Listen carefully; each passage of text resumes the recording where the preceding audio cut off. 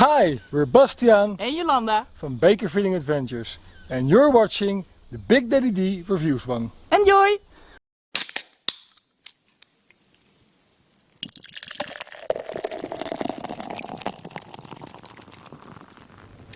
Hello and welcome to another episode of Beer Club.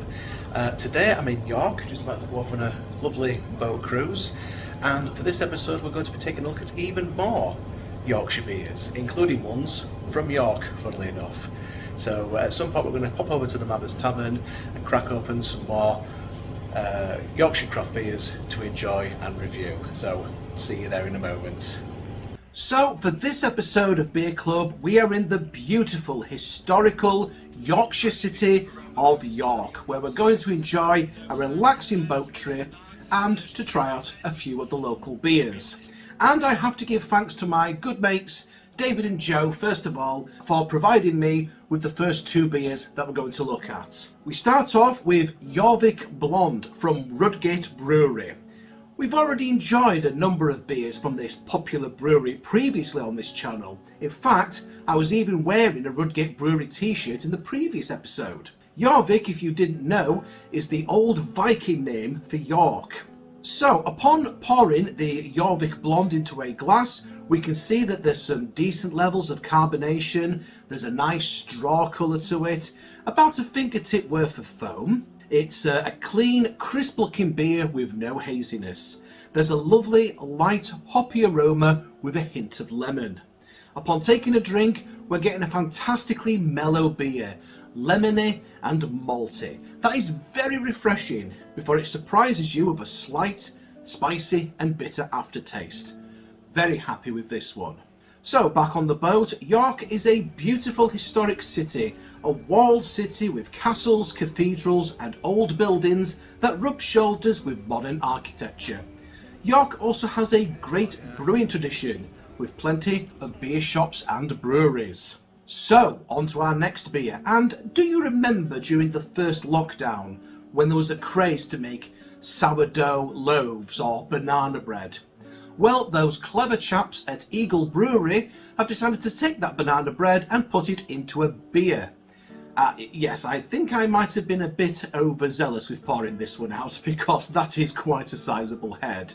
But you can see that the beer has a nice ruby red colour to it. So it's banana bread beer. Does it actually smell of banana? Oh, it does actually. This reminds me a bit of some of the beers that Lef have been brewing. Some of those have got a bit of a banana-like smell to them. So when having a taste, there is definitely some emphasis on the banana in there as well, in the taste, in the flavour. Very banana-y, if that's a word. Very bready, but surprisingly quite nice for something that was probably just done as a novelty. Yes, not bad at all is that. So we're back on the boat, and it didn't take long for us to be taken out of the hustle and bustle of the busy city and into the pleasant and green countryside. We certainly picked a lovely sunny day for our boat trip, and we had some jelly babies to enjoy whilst out on our journey. And just in case you fancied an ice cream, one particular gentleman has had the ingenious idea of combining a boat with an ice cream van. Yes, seriously. So I've picked another beer from Rudgate Brewery to try out for this video. This time it's the Very Cherry Saison. We've got another quite lively pour here, so please excuse the massive head. I've got about 2 fingers of foam here. It's a lovely cherry red colour. Looks absolutely fantastic, especially when you hold it up to the light. It's got a lovely cherry aroma to it as well, as you'd probably expect. It's very tarty on the taste, but in a pleasant way. It's a very fruity, very nice beer where the cherry flavour really comes through with that bit of tartiness throughout. This is another winner from Rudgate Brewery. And you are certainly going to be spoilt for choice if you come to York for a drink. Rumoured to have once had a pub for each day of the year, York's got old ones, new ones, haunted ones, tiny ones, and one that is known locally as the Pub That Floods. The King's Arms is probably the most famous pub in York due to constant television appearances on the local and national news when the river burst its banks. Thankfully, all the beer is kept upstairs in a beer bedroom. Indeed, it's not unusual that many a pint has been served to local customers whilst they've been standing in a foot of water. You can't get between a Yorkshireman and a nice pint. So finally, before we get off the boat, we have Quaffer from Yorkshire Heart. This pours out as a nice golden colour in the glass, but there's not much of a head going off here. It smells and even looks a bit like a cider, to be honest with you. It's easy drinking, crisp and refreshingly fruity, but it's probably a bit watery for my liking. Still, this is a good one that you might want to try if you normally drink cider and you fancy moving on to pale ales. So upon getting off the boat, we decided to do a bit of shopping and sightseeing around the Shambles, York's most famous street that has a long and interesting past dating back to medieval times. With its cobblestone paths and overhanging buildings, the Shambles is believed to have been the inspiration behind Diagon Alley from the movie adaptation of the Harry Potter series. So from there we headed off to have lunch at Brew York's beer hall, where I picked up a number of different beers from their warehouse shop. We'll be finishing off the video with a look at those, but first we want to highlight our featured YouTube channel of the month, which is something new that we started doing here on Beer Club. Right, thank you very much, past me. So here I am, mic in hand, bit of roving reporting here, even though I've not actually moved from the pub. Now obviously in our video we've been doing a little bit of sightseeing ourselves in the beautiful historical city of York, but if you want to see how sightseeing is properly done, then you need to be checking out our featured YouTube channel of the month. If you'd like to see a married couple's adventures across Costa Rica, then may I recommend you to our highlighted channel of the month, Bakkerfeeling Adventures. So Bastien and Yolanda are a couple with a shared passion of travelling, and a few years ago they decided to sell their house and begin a non-stop travel adventure. Using different methods of transport and accommodation, Bastien and Yolanda share their best money saving and travelling tips as they seek out the most beautiful places in the world, from the salt plains and coloured mountains of Argentina to magnificent waterfalls and safaris in South Africa. In the last 6 months alone, they have backpacked across Costa Rica, visited the Santa Elena Cloud Forest Reserve, made some local arts and crafts, gone ziplining, made their own coffee, met hummingbirds, sloths, howler monkeys and toucans, gone wild river rafting, visited secret waterfalls, gone cliff jumping, milked cows, and gone exploring around dark and deep jungles. Be sure to check them out on their YouTube channel. They have new episodes every Sunday, Wednesday and Thursday.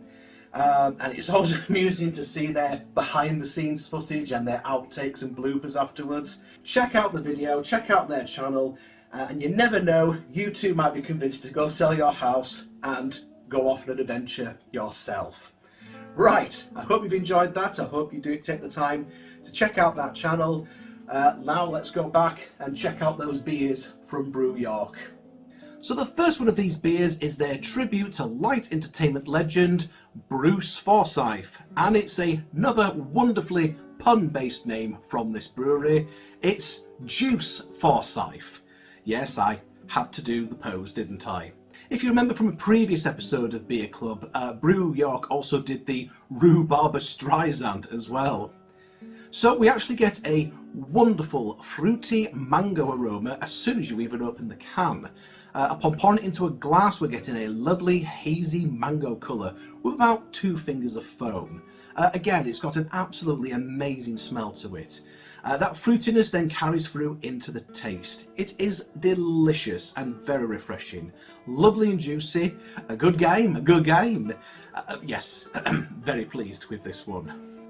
Next up, we have Goose Willis, a gooseberry fool sour, named after a certain vest-wearing action movie star. So let's get the beer into a glass. I'm using the one that I got from the Craft Beer Festival that I featured in the last episode. Yes indeed, made in Yorkshire. So, beer in the glass, we're getting about a fingertip of white foam. There's good levels of carbonation, hazy appearance in colour. You can actually see the bits and pieces floating around in the glass. Again, a wonderful aroma coming off this, and it is a rather tarty smell of gooseberries. Upon having a taste, wow, hits you pretty much straight away. Loads of sourness in this beer from the get-go. You're really getting that taste of gooseberry up front, which then carries through to the end. The carbonisation really carries the flavour of the beer along, and you get a very pleasant mouthfeel from this. You'll always get the maltiness of a beer from a really good sour beer, and this is an excellent example of this. Very happy with this one. This beer has had a reputation that I've heard of. I've heard a lot of good things about it, and upon trying it, I can say it certainly doesn't disappoint. Yippee-ki-yay, mother plucker! Yes. And finally we have the X-Parrot. This is a collaborative beer between Brew York and Errant Brewery. Clearly the makers of this are big Monty Python fans. Good levels of carbonation once you get it in the glass, about a finger of slightly off-white foam. It's got a beautiful plumage as well. Hazy amber colour, looks really good. On the aroma we've got plenty of tropical fruit, pineapple, grapefruit, lime, passion fruit, mango. It smells fantastic. It smells absolutely fantastic. It's more fruity than the fruit and veg aisle of your local Tesco's. So let's have a taste of this. There's some white grape in there, some green apple, there's a candied sugary taste to it as well at the beginning, and then those tropical fruit flavours come in, again the mango, the pineapple, the grapefruit, the lot. This is a tremendous beer. I've had a number of beers from Brew York in the past, and based on the selection that we've had on this video alone, I would seriously recommend that you give them a try. You certainly won't be pining for the fjords after having one of these, that's for sure. So that's it for our tour around York, around the city of York, and its various different beers. This video did essentially start off as being Yorkshire Beers Part 2. But in the end it became a dedicated video just to breweries in York after myself and my wife had a day out in the city of York. So the plan is that the next video, or at least a future video, is indeed going to be another compilation of Yorkshire beers. Essentially this will be Yorkshire Beers Part 2 now, featuring such Yorkshire breweries as Black Sheep in Masson, Little Critters in Sheffield, a return to Leeds to cover several breweries there, and even something that we picked up from the English Heritage Gift Shop at Richmond Castle. So yes, be sure to join us for that, why don't you?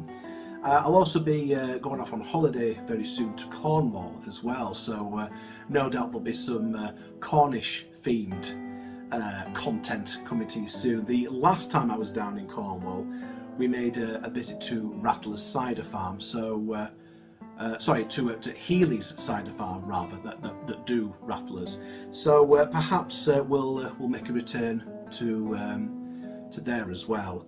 But until then, if you have enjoyed this video, please leave a like and a comment. Please also consider sharing this video across your social media and subscribing to the channel as well in order to see more videos like this. And of course be sure to check out the YouTube channel of the month that we have featured on this very video. But for now, thank you very much for stopping by the Mabbers Tavern, and we will catch you again next time. Bye bye for now.